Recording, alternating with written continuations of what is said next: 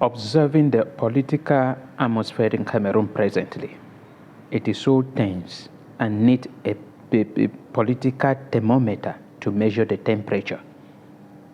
If care is not taken, there will be political instability in Cameroon, and southern Cameroon might be the most peaceful part of Cameroon come this year, September, October upward. If care is not taken, I am seeing and foreseeing serious political tension and conflict or even civil war in Cameroon if care is not taken. That is why I am calling for Cameroonians to pray. I am calling for the international community to intervene now, to start monitoring the political atmosphere in Cameroon, because so many desperate people are fighting for the position in Cameroon. And the CPDM that have been so desperate for all these 42 years is not willing to hand over power. They still want to hold on to 92 years old President Paul Biya, who has been in power for 42 years. And this is creating a lot of anger and hatred, due mainly because of the arrogance of those supporting the CPDM. They are so arrogant, and many of the opposition have forgotten their vision, why they want to take over power and focus on how to fight and revenge against the CPDM, militant, the elite, the traditional rulers. And this is a problem. If you look in Cameroon presently, the CPDM, they have played their game, political game, very well. And their game and the way they have played it is affecting two major opposition parties in Cameroon.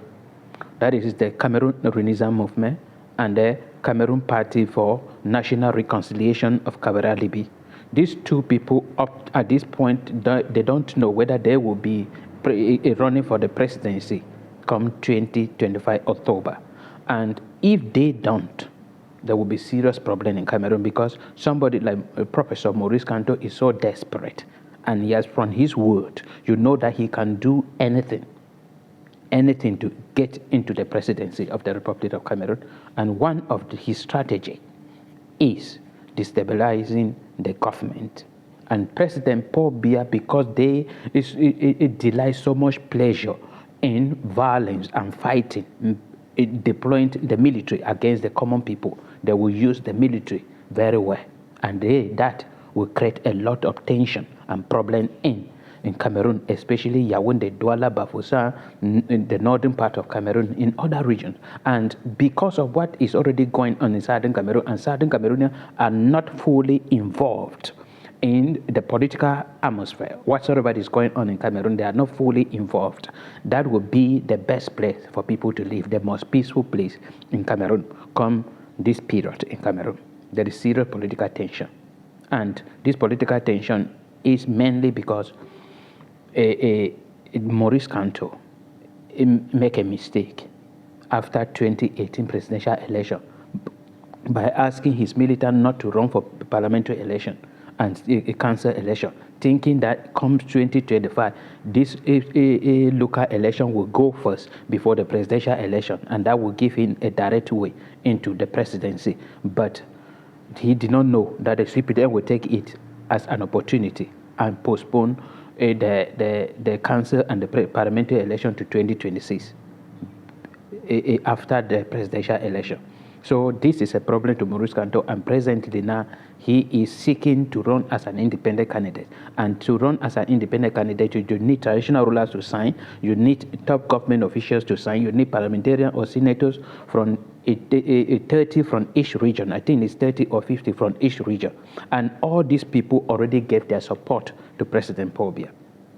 Cameroon Libya, who came the third during the last presidential election 2018, is also facing some kind of difficulty and might not run for, because his party is having a problem.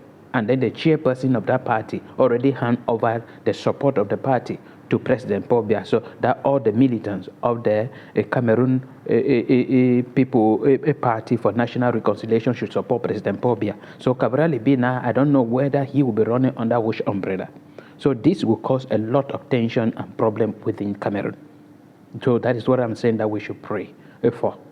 And also pray that the crisis in southern Cameroon will end so that we can receive the way they receive some of our brother and assimilate them. And if there is a way we can assimilate them and change them into Anglophones and even bring back all southern Cameroonians who are in Francophone region so that they will remain in our own region, cultivate our culture and disconnect themselves from the assimilating system of President Paul Biya, it will be better. So we are praying that peace should come in Cameroon, and also wishing and calling on all Cameroonians that if there is a way we can support this particular person who are presented and he is not showing any desperation, that is a Keremona. That is one person that has presented a very concrete vision to Cameroonians, and he has presented and said that he is not running for presidency to take over as a president, but to change the constitution, the electoral code for a period of years, maybe 2 years or 1 year, when all the institution will be stronger. Then he will organize for a general election to elect the president of Cameroon. So he wants to go in as a transitional president, and that is the person I am now supporting. Not that he is the best, but he has presented something to the people of Cameroon concretely, in which we can use as something to edit and to examine him when he will be in power. But for the other ones, they are just talking. If you ask them, what will you be doing to solve the Anglophone crisis? They will not give you anything concrete. They will say, we will do this. Where is it that you have written that Cameroon can hold on to? President Paul Biya promised us that by 2035, Cameroon will be an emerging economy. Now we are left with how many years to 2035? And nothing. Cameroon is even moving but behind, not forward. Industries that were in Cameroon, they are running away. Route disappearing. Electricity reducing. The supply of electricity. Many places that usually have electricity are no longer having. No drinkable water. How would that happen?